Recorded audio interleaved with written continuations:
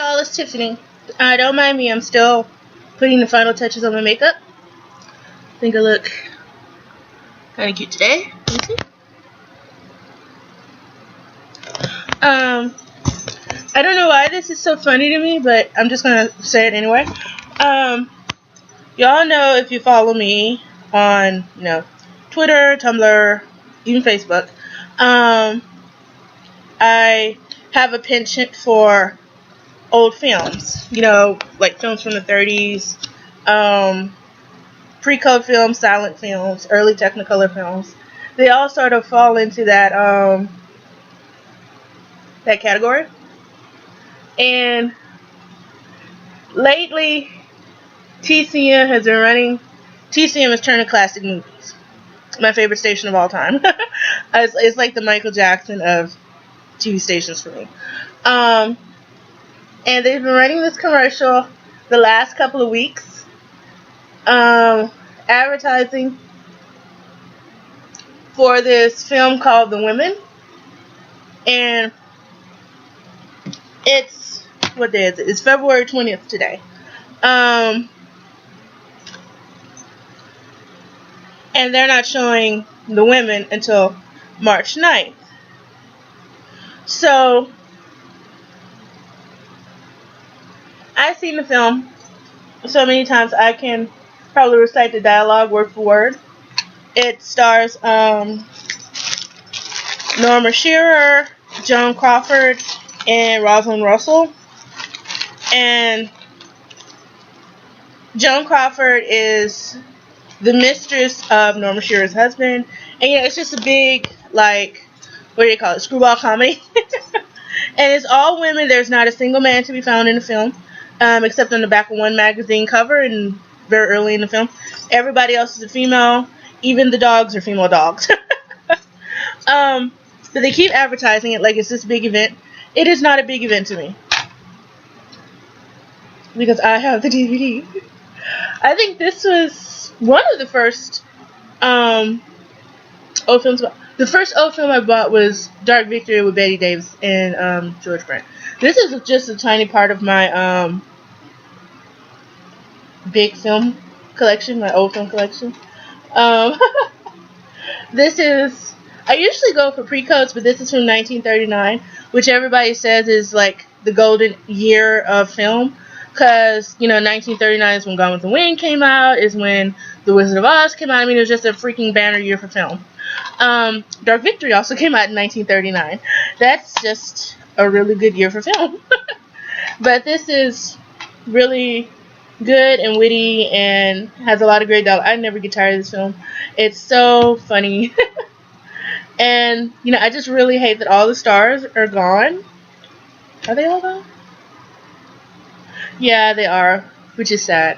But, I mean, so many of my favorites are in this film. Joan Crawford, Norma Shearer, Rosalind Russell. On the back, the dark hair one is Paulette Goddard. She was one of Charlie Chaplin's wives. And I think she was actually still married to Charlie Chaplin while this was being filmed. Yeah, they were married for quite a while, and she was in 2 of his films. Modern Times, which I like, and The Dictator. I think The Dictator was his first talkie film, because he really hung on to the silent genre very late into his filmmaking career. Sound pictures came in 1927 with Al Jolson and The Jazz Singer. I don't know how I just know all of this. I'm not reading from anything.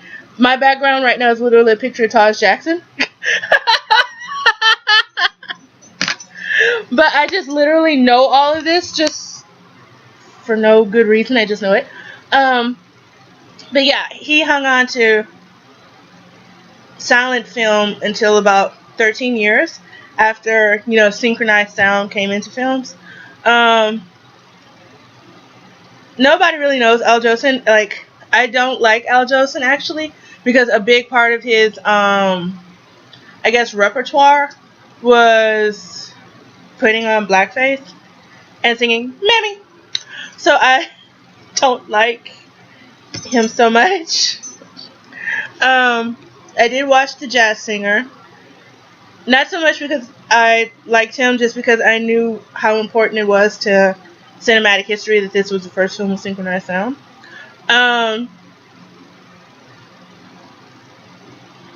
And basically, if anybody's ever seen the film Goodfellas, you have seen a part of The Jazz Singer. There is one part late in the film where the feds go to Henry's house and his wife lets them in. They're searching the house and everything. That's what she's watching on the television. It's The Jazz Singer. See how I can connect films like that? I should be a film historian. I'm very cute. I should take over for Robert Osborne and Ben Mankiewicz. Or at least meet them. They're great. Yeah. I just wanted to say that, yeah, I have the women. So I don't have to really sit and wait biting my nails for the film to come on March 9th. Yeah, I love old films. That's just a really big part of me. Like, everybody just knows me for liking Michael Jackson. There's so much more to me than Michael Jackson. And, 3T and, just the Jacksons in general. I love my old films. And I can sit for hours and hours and hours and talk about Betty Davis and Norma Shearer and Miriam Hopkins and Clark Gable and Cary Grant and Jimmy Stewart and James Cagney. Paul Muni. I was so excited to see Paul Muni last night. And Juarez. I think that was another film that came out in 39, 40. But Betty Davis looked great with black hair in that film. Because she was playing a Spanish princess, I think. And the black hair looked great on her.